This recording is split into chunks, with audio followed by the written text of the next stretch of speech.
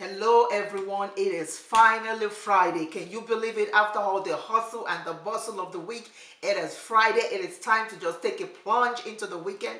Yes, my name is Princess Fumi Hancock. Some of you know me already on my last show or my previous show, which is The Princess in Suburbia. It's still going on. I want to talk to you today about a story.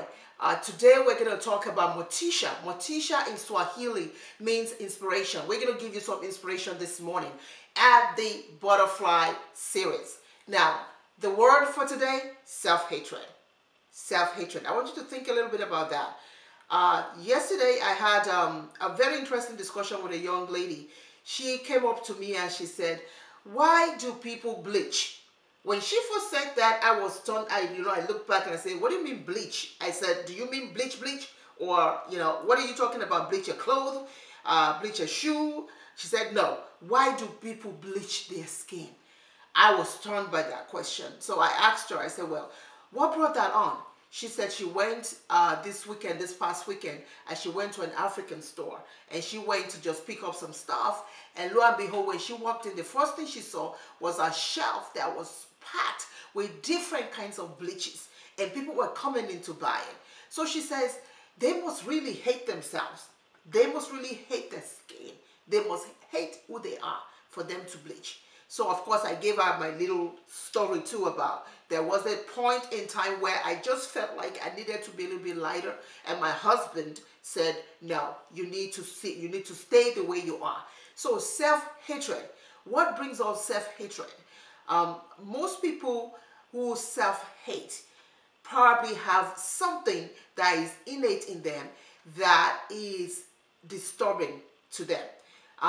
When I ask people about self-hatred, when you see the qualities of someone that is self-hating, oftentimes they lash out at other people because of their own inadequacy.